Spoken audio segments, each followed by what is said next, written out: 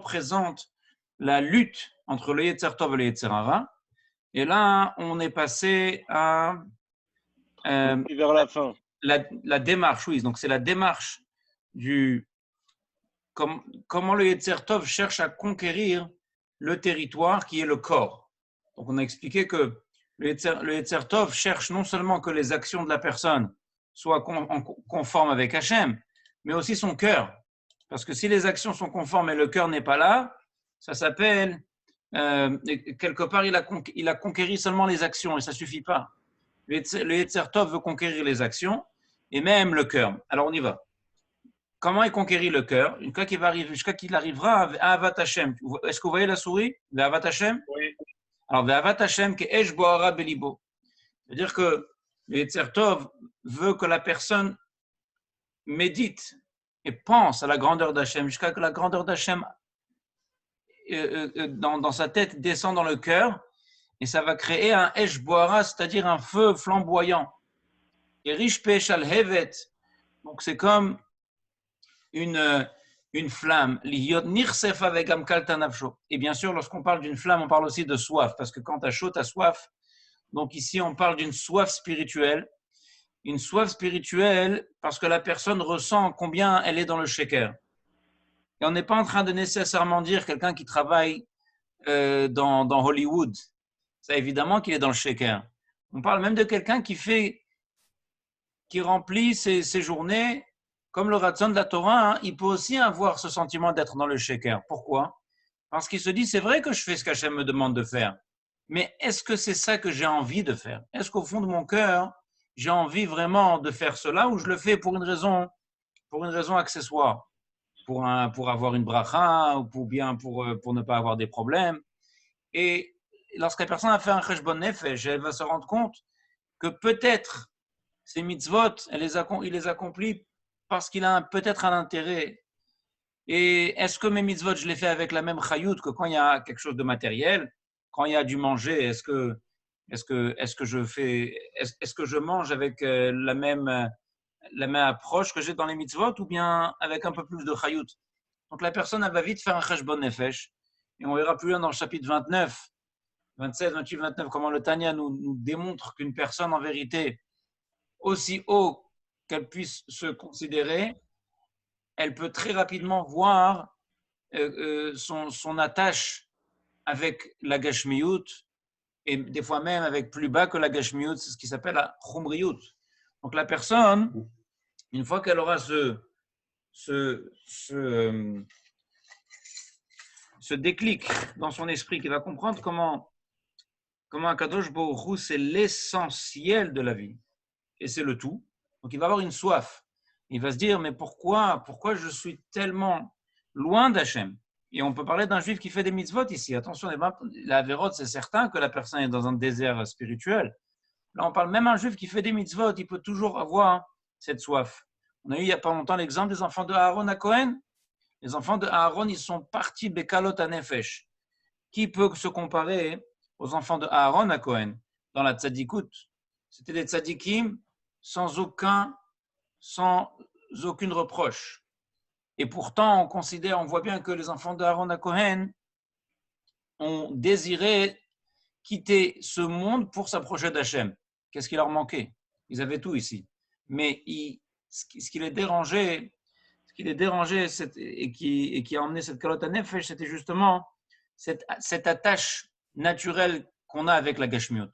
Cette attache naturelle, ce n'est pas un péché évidemment, mais cette attache naturelle, c'est un voilement.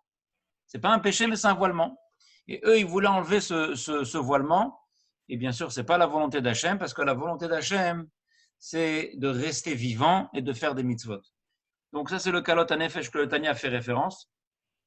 Et Davkabo be'ensof baruchu, de vouloir s'attacher à l'infinité d'Hachem, bechol lev nefesh ou me'od. Donc on a vu 3 leshonot. On arrive d'abord bechol lev afra, ou bechol nafshecha, ou bechol me'odecha. Me'umka deliba, et on était resté dessus, le dernier shiur, que la personne a ce qui s'appelle le umka deliba. Le umka deliba, c'est le point le plus profond du cœur. En général, ce point le plus profond du cœur, on le garde pourquoi? On le garde pour ce qui nous est le plus cher et le plus précieux. notre vie, notre famille. Ça, c'est le Umka de Liba. Mais la personne, elle atteint un degré que son Umka de Liba, elle l'oriente vers Hachem. Que l'intérieur du cœur sera comblé d'amour et il sera même gadouche, ça veut dire qu'il sera tassé. Donc il n'y a pas une place dans le côté droit du cœur qui n'a pas d'amour. C'est-à-dire quoi? Il n'y a pas de place. Évidemment, on n'est pas en train de parler d'un coffre, d'une voiture. On est en train de parler ici des attraits et désirs. Son cœur n'aura qu'un seul désir. C'est comme si son cœur n'est fait que d'une seule pièce. Quand quelqu'un il mange, par exemple, donc il éprouve un désir de manger, mais il a aussi de la place dans son cœur pour autre chose. Parce qu'il mange maintenant, mais après il va aller travailler. Et puis après, pardon, puis après, il va aller à ses loisirs. Ça veut dire que son cœur, il a plein de désirs, donc il a plein d'orientations. Mais là, quand la personne va comprendre, va saisir, comment que le Tanya nous dit, Gdulat Ensov Baruchu, la grandeur de l'infinité d'Hachem. Quand tu parles d'infini, tu parles d'omniprésence. Si Dieu est infini, donc il est unique. Il n'y a que lui, il n'y a que Hachem qui existe. Donc la personne n'aura plus dans son cœur plusieurs directions et plusieurs désirs. Akadosh Baruch Hu n'est pas un de ses loisirs, ça devient le point le plus profond de son cœur qui comble le cœur entier. Donc son cœur devient d'une seule pièce. C'est pour ça qu'on dit que la Klippa, elle s'appelle Reshut Arabim, tandis que la Kedusha, elle s'appelle Reshut Ayachid. Comment ça se fait? C'est le Zohar qui dit, on dit que, parce que Reshut Arabim, ça veut dire quoi? Le domaine public, c'est la multitude d'orientations. Et il a cette envie, et après il a une autre envie. Et cette voiture, et ce téléphone, et ces vacances, et ces voyages de noces, et cette marque, il est rempli de multitudes d'attraits et de plaisirs. Ça, c'est la Klippa, Reshut Arabim. Mais un juif, qu'est-ce qu'il fait? Il prend le Reshut Arabim et il le transforme en Reshut Ayachid. Que son cœur, c'est plus un domaine public, c'est un domaine privé. Il y a une seule direction, un seul attrait. Et comment on arrive à ce résultat? Lorsqu'on est mis de bonnen dans la Gdulat Be'ensov Baruchu, comme expliqué avant, la 3 lignes avant, là je mets environ 5, je mets la souris dessus. L'idbonen bigdulato asher ad en cheker ve'ensov. Comment sa grandeur n'a aucune limite et aucune fin. Quand une personne elle prend ça au sérieux, vraiment elle commence à sentir que son cœur n'est plus intéressé par rien d'autre. Petite tête, grande tentation. Grande tête, petite tentation. On raconte, il y avait dans la chassidoute, chez les chassidim, quand on veut parler d'une personne très matérielle, on parle du cheval. Toujours parce qu'à l'époque, ils se déplaçaient avec des chevaux. Donc dès qu'on voulait emmener un exemple d'une bête et d'une nefesh habéhamit, on parle d'un cheval. Alors, on raconte une anecdote. Une fois, un chassid, il raconte qu'il y avait quelqu'un qui voulait vendre un cheval. Alors, il a écrit toutes les qualités de son cheval. Il a marqué, mais il a une petite tête. Et il a une petite tête dans la liste des qualités. Alors, le vendeur, il a dit, bon, je comprends, tu me parles, il est musclé, et tu me parles, il a une belle couleur, un beau teint, un pur sang. Mais pourquoi tu me dis petite tête? C'est quoi? Alors, il dit, c'est simple. Plus la tête, elle est petite, plus le cheval, il est gros. Ça veut dire que plus le champ de vision est restreint, plus l'animal qu'on a en soi, il est bien portant. Les gens avec le champ de vision très, très, très petit. Il m'a dit ça, il m'a regardé comme ça, il m'a répondu ce mot-là à la place de ce mot-là. Ils sont très, très restreints dans l'accent qu'ils mettent dans la vie. Ils mettent l'accent sur des toutes petites choses, automatiquement, ils vont avoir des explosions émotionnelles. Ces gens-là auront en général des explosions émotionnelles. Pourquoi? Parce que quand la tête elle est petite, le cheval il est très gros. Mais après, tu as l'inverse. Si quelqu'un il a une tête large, tout de suite, il comprend comment ce qui est en train d'arriver, c'est absolument rien du tout. Parce que d'abord, ça ne veut rien dire. Deuxièmement, de qui ça vient, le pauvre, peut-être il a eu un bad day. Et puis, dans la vie, j'ai tellement de choses plus importantes que m'intéresser à ces choses-là. La personne, elle a une largesse d'esprit. Largesse d'esprit engendre, de manière générale, des émotions très, très réfléchies, très reposées. Donc, ça, c'est le point que lorsque la personne a un en-sof dans la tête, c'est la plus grande largesse d'esprit possible. La plus grande largesse d'esprit envisageable, c'est de d'alifnemi ataomet, c'est-à-dire de savoir en permanence devant qui on se tient. Et lorsqu'on a cet esprit large, donc il n'y a plus rien qui peut faire le poids. Qu'est-ce qui va m'affecter? Qu'est-ce qui peut commencer dans ma vie à m'affecter? Alors que, comme il a dit précédemment, l'idbonen, bigdulato asharaden cheker. Là, je suis devant quelque chose qui n'a aucune fin et aucune limite. Quoi. Alors, ma bichlal, qui peut m'interrompre d'une telle contemplation? Et là, quand la personne arrive à un sentiment de gratitude et d'amour, comme on a dit, meumka deliba, et là, on a le phénomène extraordinaire qui se passe devant nos yeux. Ad, jusqu'à tel point, shetit pachet gam lechal alasmali. Et là, soudain, l'amour va commencer à se propager dans le côté gauche du cœur. Alors, qu'est-ce que ça change côté droit, côté gauche? Côté droit, côté gauche, c'est aussi qui aime. On a tous deux personnalités, rappelez-vous, on a les deux nefashot, et on a la personnalité de la nefesh elokit, et ça, c'est quand on aime avec la neshama.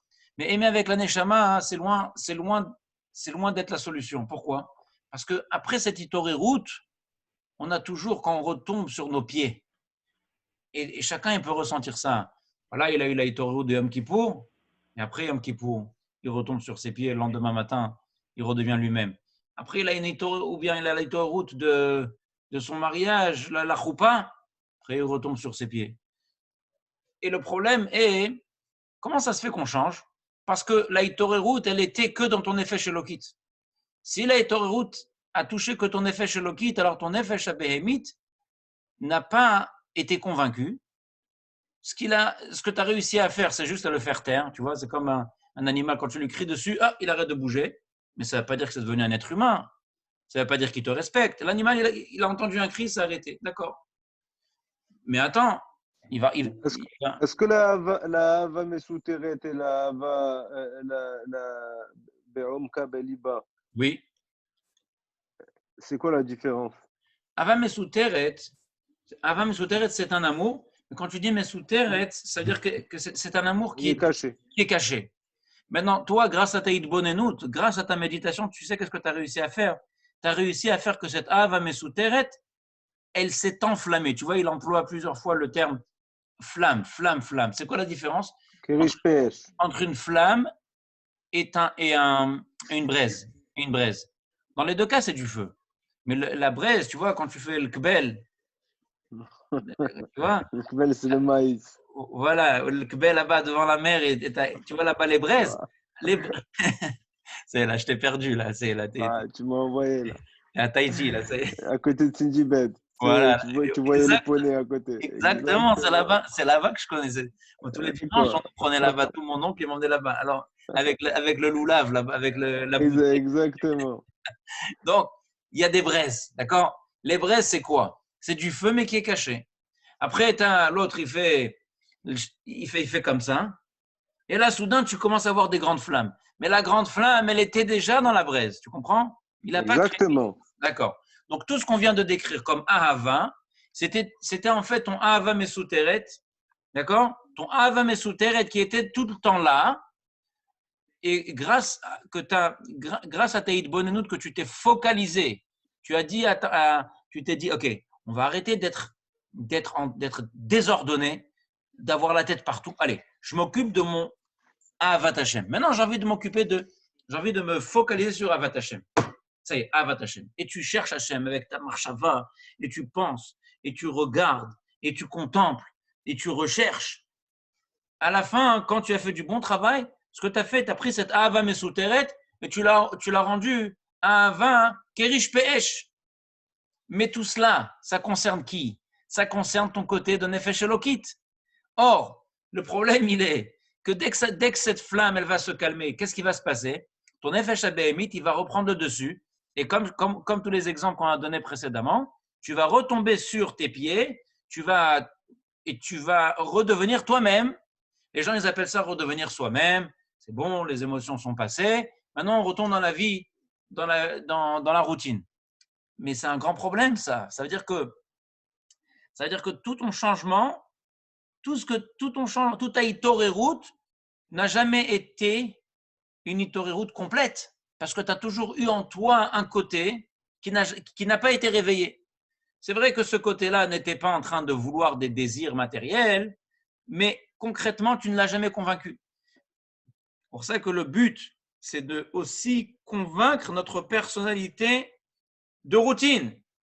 Ça veut dire qu'il faut qu'on arrive à un matzav, qu'on a une Itorerut, et même après que la Itorerut, elle se calme, on n'est pas le même qu'on était avant la Itorerut. C'est-à-dire qu'il faut que la Itorerut soit une Itorerut qui s'adresse à notre Nefesh Elokit, à notre côté spirituel, mais aussi à notre côté matériel, naturel. Tu vois, la nature d'un juif doit être différente de celle d'un goy. Un juif, ce n'est pas un goy amélioré, chas v'shalom. Un juif, ce n'est pas un goy amélioré. Un juif, même dans sa nature, sans parler du Nefesh Elokit, dans sa nature, il doit être différent. Et c'est ça le travail de la Ahavat Hashem. Là, il est en train de nous décrire comment ça va déborder. Qu'est-ce que ça veut dire concrètement? C'est-à-dire que la personne, elle va commencer à sentir un plaisir physique dans Ahavat Hashem. Un plaisir physique. Nous, on a l'impression que ça regarde les tzadikim comme Rabbi Shimon Bar Yochai et les tzadikim, les Tanaïm et la Morem. C'est pas vrai, le Tanya s'adresse à nous. Tanya, il dit que si tu médites avec les mots appropriés, tu parles avec c'est quoi la méditation? C'est se parler à soi-même. Si tu médites et tu te parles à toi-même avec les mots appropriés, tu finiras par te convaincre. Tu finiras par convaincre ton Nefesh HaBehemit. Et c'est pour ça qu'on peut voir noir sur blanc, il y a des preuves, noir sur blanc. Celui qui passe du temps à prier, c'est-à-dire celui qui prie lentement et en traduisant la prière dans son langage, non seulement le langage maternel qu'il comprend, mais on parle d'un langage qui lui parle. Tu vois? Quand tu parles de comment Kadosh Baruch Hu, dans le premier Alléluia, on dit Al tiftechu bin divim, bevan adam shonot yeshua, ne soyez pas ne vous reposez pas sur les nédivim, sur ceux qui donnent, sur les gens aisés, parce qu'à l'instant où leur souffle les quitte, Yashuv la admato, il retourne à sa terre, et puis tout ce qui t'a promis et tout ce qui t'a fait miroiter, avdu eshtonotav. Bon, tu as celui qui va lire, en hébreu, il ne va même pas essayer de comprendre. Ça, c'est oublie Avat Hashem. Après, tu as ceux qui vont comprendre, mais ils vont juste comprendre le sens. Et après, tu as celui qui va comprendre le sens et il va se mettre dans le bain, tu vois. Il va se dire, waouh, il y a 6 mois, combien je comptais sur telle personne, et regarde aujourd'hui combien cette personne est impuissante de m'aider. Donc, il a pris ce pasouk, tu vois, et il l'a rendu un pasouk cohérent dans sa vie personnelle. Quelqu'un qui prie comme ça, d'abord, la prière, elle va automatiquement, la prière, elle va prendre plus de temps que d'habitude. Mais c'est pas ça qu'on est en train de parler. On n'est pas en train de chercher à faire des longues prières sur la montre. On est en train de parler d'une prière efficace. Ce qui va se passer, chaque pasouk de la tfila va le convaincre de plus en plus. Et il va fermer le sédour une fois qu'il aura fini. C'est vrai, il va descendre de niveau, parce qu'une fois qu'on arrête de prier, on descend tous de niveau. Mais il va descendre de niveau pas aussi bas qu'il était avant la prière. Pourquoi? Parce qu'il a passé un bon moment de remise en cause. Il s'est remis en cause et il a été convaincu comment Akadosh Baruch Hu est omniprésent dans sa vie personnelle. Ça s'appelle convaincre le Nefesh HaBehemit. Si tu fais la tefila avec une très grande Itorerut, une Itorerut incroyable, c'est très beau tout ça. Même si ça peut être avec des larmes et toutes sortes de sentiments et d'émotions. Mais tout le temps que tu ne t'es pas attardé à voir le pasouk, ou bien le sens de la bracha que tu es en train de dire dans ta vie quotidienne, on peut dire quelque part que même si tu as éprouvé des émotions, c'est que ton effet Elokit. c'est que ton effet shelokit qui s'est enflammé. C'était une braise et c'est devenu une shalhevet. Mais quand tu vas prendre la hitbonenut un degré un peu plus loin, et là tu vas aussi la traduire dans la vie de tous les jours, là ce qui va se passer, c'est que ton effet shabéhémit aussi va commencer à comprendre que le foin, c'est pas vraiment ça le but de la vie. C'est pas vraiment tout ce tout ce que la gashmiut nous attire, qui est réellement un idéal à atteindre. Alors, maintenant, il dit donc cette Ahavat Hashem qui était du côté du Nefesh Elokit, elle va passer maintenant aussi sur le côté gauche du cœur. C'est-à-dire que la vraie nature de la personne va commencer à sentir cette Ahavat Hashem. En conséquent, les kafia les sitra acharim, ça va lui permettre de faire itkafia. Yesod ha'mayim haraim sheba. Itkafia, c'est-à-dire que la personne va se tordre, c'est-à-dire en fait, elle va se restreindre des plaisirs. Parce que avant qu'ils comprennent que Dieu il est Ensof et Encheker, vers quoi il s'adonnait? Il s'adonnait vers tous les plaisirs matériels. Une fois qu'il a compris que Kadosh Baruch Hu il est Ensof et Encheker, et son effet Shabémit aussi, il a compris. Donc il va commencer à se dire, mais c'est quoi ces imbécilités? Yesod Amaim Araim Sheba, on parle le côté, on dit qu'il y a 4 Yesodot, il y a l'eau. L'eau du Nefesh Habehemit, c'est les plaisirs. Tous les plaisirs de la Noga. Et ce qui va se passer, les Shanota ou l'Hafra, Mita'anuga ou l'Amazé, la Avat Hashem. La personne, gentiment, elle va s'auto-éduquer, de commencer à éprouver des plaisirs. Il va orienter les plaisirs qu'il avait avant dans l'état Anugé ou l'Amazé, dans tout ce qui est Gashmi, et il va commencer à sentir ça envers Avat Hashem. Qu'il faut aimer Hashem, pas seulement Belipra, c'est-à-dire avec ton cœur, donc c'est au singulier. Ce qui pourrait nous dire, c'est Nefesh Elokit seulement. Ton cœur, le singulier, c'est Nefesh Elokit, et ça pose un problème. Parce qu'une fois que ça va passer, tu vas te retrouver encore avec le même taureau que tu as connu. Ce qu'il faut, avec tout ton cœur. Tout ton cœur veut dire Bishnei Yetzirecha, avec tes deux penchants. Comment on peut arriver? Alors là, il faut savoir une chose. Le Nefesh Habehemit, à nous, c'est pas un grand philosophe. C'est pas un grand philosophe. Mais c'est quoi son territoire d'expertise? C'est le Ta'anoug. Nefesh Habehemit, elle veut du Ta'anoug. Peu importe ce que tu lui donnes. Tu lui donnes une glace, tu lui donnes un match de foot, tu lui donnes un parc d'amusement, il veut du Ta'anoug. Maintenant, pour que tu puisses la convaincre, un Nefesh Habehemit, tu peux, c'est vrai, lui parler dans son langage en expliquant comment la vie, toutes nos orientations sont vraiment éphémères, etc., etc. Il va comprendre. Mais si tu veux vraiment l'avoir dans ta poche, son Nefesh Habehemit, tu dois lui montrer du Ta'anoug dans la Kedusha. Or, si la Ahavat Hashem qu'on a, c'est une Ahava qui est uniquement d'assoiffement, une Ahava de Tsimaon. Tsimaon, ce n'est pas un Ta'anoug. Tsimaon, ce n'est pas encore un Ta'anoug. Ta'anoug, c'est quoi? C'est un plaisir. Tsimaon, c'est quelqu'un qui est éloigné, c'est comme quelqu'un qui a soif. Il a soif, donc il a un attrait. Il est attiré par l'eau. Ça ne veut pas dire qu'il est en train de sentir le plaisir de l'eau. Il est en train de sentir le manque de l'eau. Alors, en effet, je sais qu'est-ce qu'il te dit le Nefesh Habehemit? Il te dit, c'est vrai. Tu sens que tu es loin d'Hachem, tu manques Hachem. Vas-y, moi je t'attends ici. Moi, ça ne me manque pas. Moi, Baruch Hashem, j'ai mon lit, Baruch Hashem, j'ai mon repas.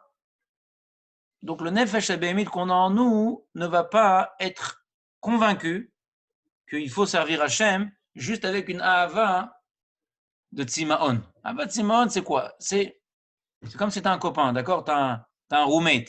Et ton roommate, il est dans un matzav. Oh, mes parents me manquent. Ça me manque, mes parents. J'ai envie d'aller au Maroc, il faut que j'aille au Maroc. Je vais au Maroc la semaine prochaine, ça y est, je passe Shabbat, je vais aller à ma mère, la semaine, ça me manque. Et toi, alors quoi? Tu vas tout de suite, toi aussi, tu vas aller courir? Tu dis d'accord, vas-y, blébès, vas-y, moi je t'attends ici. Tout le temps que la Ahavat Hashem, c'est un assoiffement, le nefesh abéhémite ne va pas être transformé, ne va pas être convaincu de te suivre. Par contre, dès que le Ahavat Hashem devient ta'anoug, Ahava beta'anougim, alors il y a un plaisir que moi je ne connais pas. Le nefesh abéhémite, il dit, je connais tous les plaisirs que j'ai expérimentés jusqu'à l'heure d'aujourd'hui, mais il y a un plaisir que je ne connais pas. Et apparemment, ce plaisir, il est très sérieux puisque la personne est au bord de kalot nefesh, c'est-à-dire que c'est un plaisir que la personne est complètement incluse dans la chaîne. Ça, je veux connaître. Et là, le nefesh abéhémite Mais commence. ça, c'est le tzaddik. Non, tu n'as pas besoin de dire le tzaddik parce que le tzaddik, c'est quelqu'un qui est constamment dans ce degré-là. Jusqu'à tel point que son nefesh abéhémite, elle a été convaincue. Ça y est, finish. Ça veut dire que tu veux dire que le Benoni, Oui, il oui, peut réussir à avoir la bêta Anougim. oui, en fraction, oui. Pendant certains moments de la journée, pendant la tfila, pendant Kerish Pesh, pas Perish bêta Anougim. Pe'esh, d'accord, mais on doit absolument arriver au degré de Beta Anougim afin de pouvoir faire Bechol Levavra. Si tu n'as pas Beta Anougim, ce n'est pas vraiment Bechol Levavra parce que le Nefesh Abéhémite n'est pas intéressé, n'est pas concerné. Tu comprends? Je pensais juste que bêta Anougim, c'était une étina d'Hachem, c'est tout. C'est sûr que c'est un cas. Attention, Ava Beta Anougim, c'est une madriga que Qui ne peut pas se travailler. Ça veut Kadosh, dire, oui, Kadosh, c'est vrai, c'est marqué, comme on a étudié ensemble. Lorsque la personne est parfaite dans la madriga de Tsimaon, de Avakerish Peesh, alors Akadosh Baruch Hu donne aussi la madriga de Ava Beta Anougim. Mais là, on parle de quelqu'un qui, pour prétendre être au niveau d'Ava Beta Anougim, il y a Ava Beta Anougim en constant, en permanence, et il y a Ava Beta Anougim de temps en temps, comme des petites flammes, des petites lueurs de Hava Beta Anugim. C'est sûr, Rouven, tu as raison qu'une Hava Beta Anugim totale, ça doit être un cadeau d'Hachem. C'est comme si à Kadosh Baruch Hu, tu as reparamétré ton Nefesh Abéhémit. Tu comprends, ton Nefesh Abéhémit a été transformé, tu as deux Nefesh Elokit maintenant, c'est fini. Ça, c'est un paramètre que Kadosh Baruch Hu peut faire dans un juif. Mais là, on est en train de parler de notre travail. Bien, on voit la suite. Il dit, Vehainu, c'est-à-dire, comment on peut faire Bechol Levavra? Comment on peut intéresser nos deux penchants?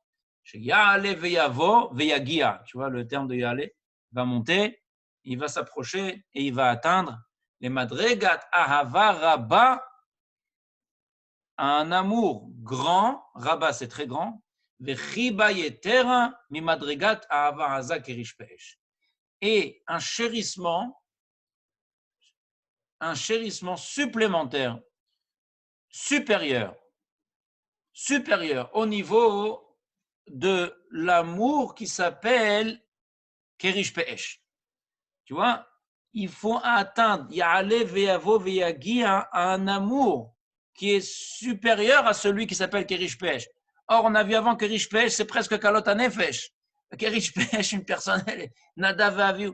Non. Ça veut dire que Kerish Peesh, c'est le point de Kerish Peesh, c'est comment tu as soif. Tu as soif. Tu as soif d'Hachem, tu en as marre de la clipa, tu en as marre. D'accord, mais ça ne va pas convaincre le Nefesh Abéhémite. Le Nefesh Abéhémite, notre âme animale sera convaincue uniquement une fois qu'elle va sentir, il y a du plaisir là-dedans. Et là, il dit, Vehi anikret bakatov, ahava beta'anugim. C'est ça que le passage qui nous dit, comme on voit, Mayafit ou mana'amt, ahava beta'anugim. C'est le terme dans Shira Shirim quand on parle de ahava beta'anugim. Et il explique, Ita'aneg al Hashem me'en olam haba, que la personne éprouve un plaisir dans Dieu presque comme les Neshamot éprouvent un plaisir dans le Olam Haba. D'ailleurs, c'est impossible d'arriver vraiment de nos propres forces à ce degré-là, parce que les Neshamot, ils atteignent ce degré de manière parfaite lorsqu'ils sont sans corps, sans le corps. Mais nous, on a encore le corps. Donc, il dit oui, c'est pour ça qu'il appelle ça Me'en Olam Haba. Et le oneg, où il se ressent? Alors il dit non, le oneg ne commence pas par le cœur. Le cœur n'est pas suffisant pour éprouver un oneg. Le oneg commence par quoi? Oneg ou bemoa chochma. Tout commence par la perception du cerveau. Le oneg, c'est la perception du cerveau. C'est une perception que la personne est en train d'avoir un plaisir de contempler et de connaître Dieu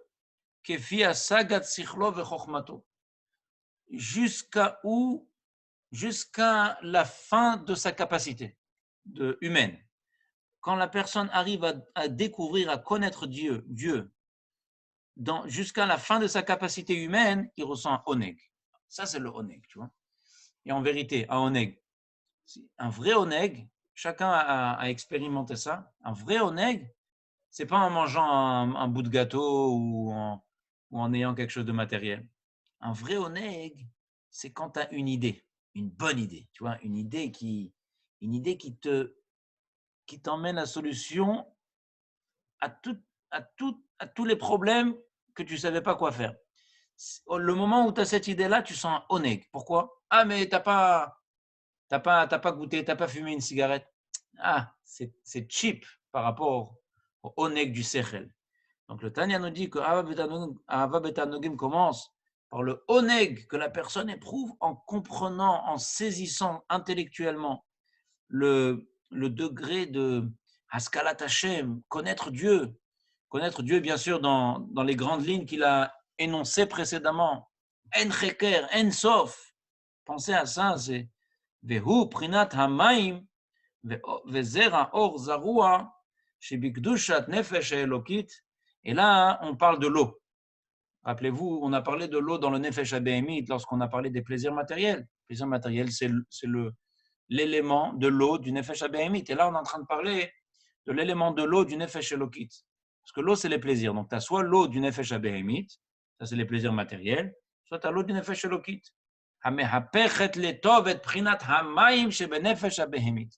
Que cette eau, ce plaisir est en train de transformer l'eau du Nefesh Abehemit. Parce que maintenant, qu'est-ce qui est en train de se passer, rappelez-vous? Lorsque notre âme animale, notre nature découvre un plaisir dans la Kedusha, dans la divinité, soudain, la direction de l'attirance du Nefesh Abehemit, elle change. La Nefesh Abehemit n'est plus attirée vers les plaisirs matériels, soudain, elle commence à être attirée vers le spirituel. Donc, prier, ça devient un plaisir physique, corporel. Étudier la Torah, ça devient un plaisir corporel. Donner la tzedaka, ça devient un plaisir corporel. Et là, voilà, tu as transformé. C'est l'eau du Nefesh Elokit qui a transformé l'eau du Nefesh Abehemit. Que dans l'eau du Nefesh Abehemit, à l'origine, provenaient les plaisirs matériels, mitrila. Comme ce que l'Etzraim nous dit, que qu'une fois qu'une personne est arrivée au degré de Ava Betanugim, le mal qu'il avait en lui devient du bien complet, du bien parfait. Comme le Yetzer Tov Mamash. Comme le Yetzer Tov. Mais attention, il faut absolument enlever la totalité des attraits, des attractions matérielles que la Nefesh Abehemit, elle ressent. C'est-à-dire, si quelqu'un il aime Hashem 99% du temps, eh ben, ça empêchera le Nefesh Abehemit de devenir un Yetzer Tov. Pour que le Yetzer Hara devienne un Yetzer Tov, c'est que du 100%. Il faut que ce soit un 100% d'amour envers Hashem. Et c'est pour ça qu'il est en train de dire lorsque la personne va retirer les habits sales. C'est quoi les habits sales? Parce que le Nefesh Abehemit, c'est quoi? Il a un attrait au plaisir, mais les plaisirs matériels. Donc, la partie intégrante du Nefesh Abehemit, elle reste. Parce que l'attrait au plaisir, c'est pas mauvais. Le fait que le Nefesh Abehemit cherche des plaisirs, il n'y a rien de mal. Le problème, c'est les habits des plaisirs. Où elle va chercher? Elle va chercher dans le matériel. Donc, il faut absolument enlever tous ces habits, garder que l'envie du plaisir. Et une fois que tu as enlevé tous les habits, tu as retiré toutes les directions matérielles que le Nefesh Abehemit connaissait, avec beaucoup de travail, en faisant itkaf, en réveillant le ta'anou que tu as dans dans la Kedusha, alors automatiquement le Nefesh HaBehemit va se rabattre sur le Tov, parce que là, le Nefesh HaBehemit sera intéressé par le Ta'anouk qu'il y a dans la Kedusha. Et je voudrais finir en disant que l'Admour HaZaken explique dans l'Écoute Torah que c'est ça le sens de la Paradouma. Paradouma, qu'est-ce qu'on fait? On prend une vache qui est émima et on la brûle. Après qu'on a fait la shrita, on la brûle et elle devient de la cendre. Et cette cendre-là, on la transforme dans de l'eau. On la mélange avec de l'eau. Donc il dit que la nefesh habehemit, c'est la vache rousse. On n'a pas envie de se débarrasser de la nefesh habehemit. On veut garder que l'essence du nefesh habehemit. C'est quoi l'essence? C'est le plaisir. Garde ce plaisir et mets-le dans l'eau, mets-le dans la kedusha. Chers amis, j'ai Arvid dans 30 secondes, donc je dois m'arrêter là. Mais Bezrat Hashem, c'est à continuer et à développer, ok?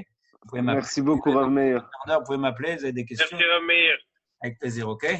Allez. Bezrat Hashem, next week, la même heure. All הכבוד.